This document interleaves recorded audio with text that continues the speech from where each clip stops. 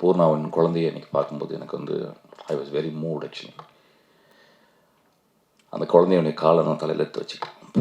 பூர்ணாவோட காலை நான் தலையில் எடுத்து வச்சுக்கலாம். அந்தளவு ரொம்ப நோம்புனாலும் ஒரு பெண் ஆக்சுவலாக. வாழ்நாளில் ஒரு 10 பேரை நம்ம சந்திப்போம். ஒரு 100 வருஷம் நம்ம வாழ்ந்தோம்னா எனக்கு தெரிஞ்ச ஒரு 10 பேர் சந்திப்போம்.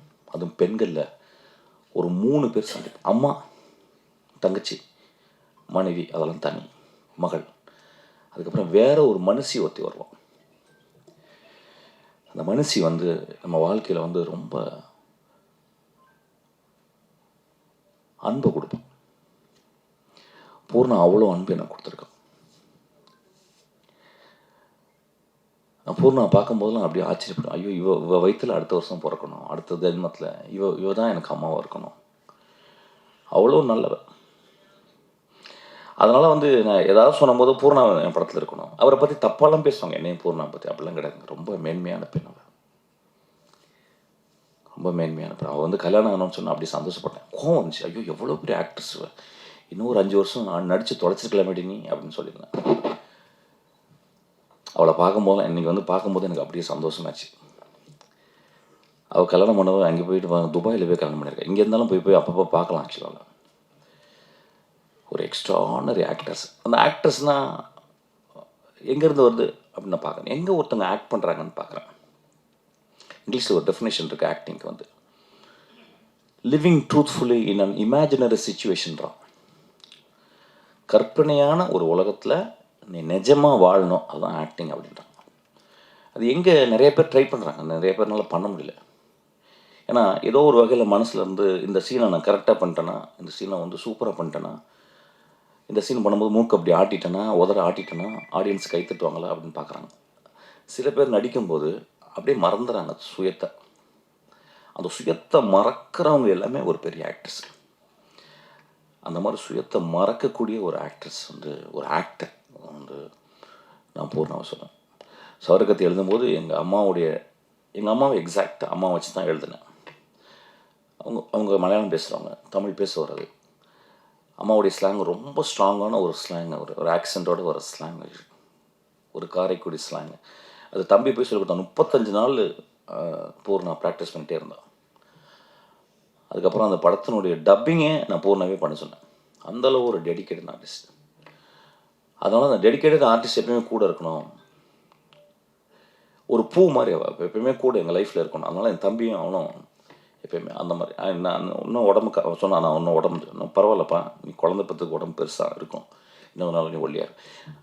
அந்த நாய் சாகுற வரைக்கும் நான் ஆக்ட் பண்ணணும்னு நான் ஆசைப்பட்றேன். அவ்வளோ அவ்வளோ அவ்வளோ ஜென்யூனான ஆக்டர்ஸ் இவங்க. பாவனா. ஸோ எனக்கு திரும்பியும் போடுறாங்க கதை எழுதுவேன் நினைக்கிறேன். ஐ திங்க் எந்த படம் கிடைக்காதுனாலும் என் படத்தில் கேரக்டர் இருப்பான்னு நினைக்கிறேன். ஸோ அதனால் ஐம் ஸோ மூவ்ட். இன்றைக்கி ஒரு பூர்ணாவை தாயாக பார்க்கும் பொழுது நான் ரொம்ப சந்தோஷப்படுறேன். அவள் வந்து என் குழந்தை, அந்த குழந்தை தூங்குற குழந்தை என் காலில் தொட்டு கும்பிட சொல்கிறான்.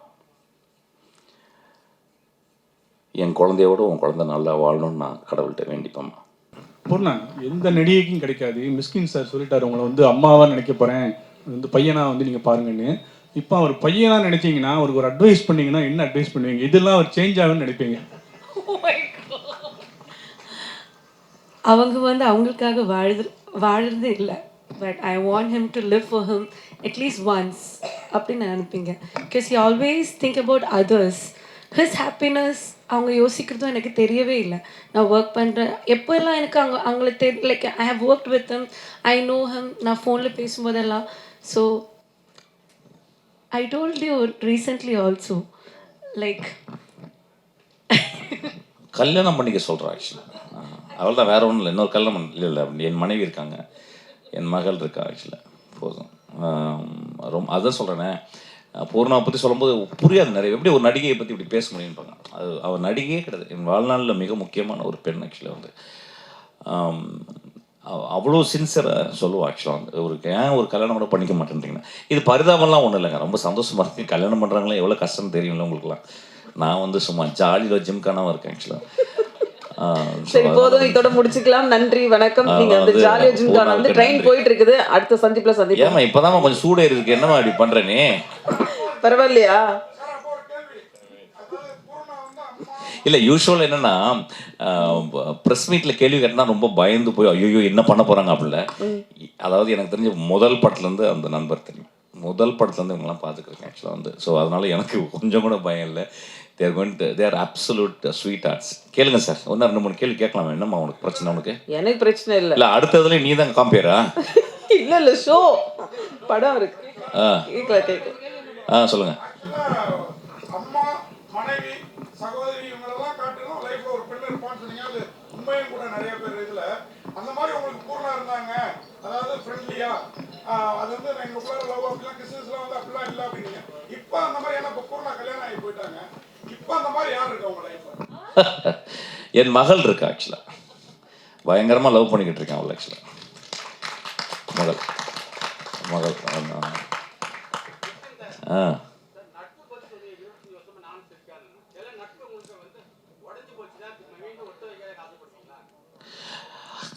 இல்லை, அதாவது நட்பு உடைந்து போகுதல் வந்து அதுவும் ஒரு இதுதான். எனக்கு தெரிஞ்சது கூட நட்பு இருந்ததே கிடையாது. என்னோட இருந்த எல்லா நட்பும் ஒரு சிறந்த நட்பு தான். அப்போ ரவிக்குமார்னு ஒரு இன்ஸ்பெக்டர் இருக்கான்.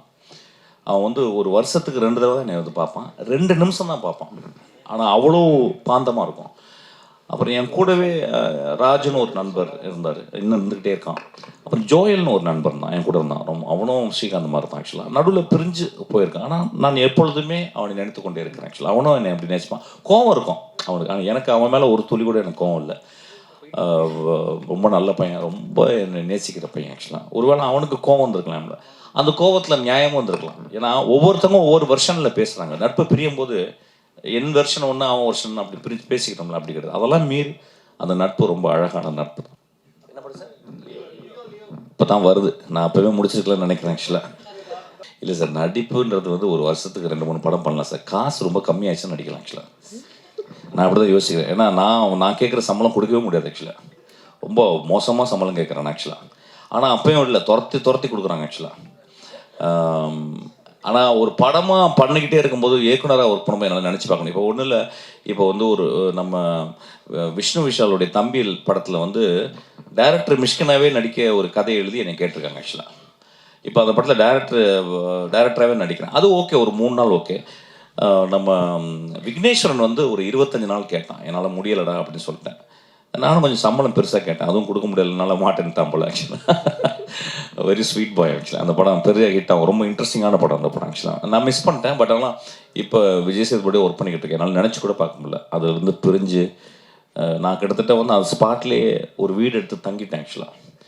ஸோ அந்தளவு அங்கே ஒர்க் பண்ணிக்கிட்டு இருக்கோம். So I cannot think about இன்னொரு படத்தில் போயிட்டு இப்போ நடிக்கிறதுக்கு டைமே கிடையாது.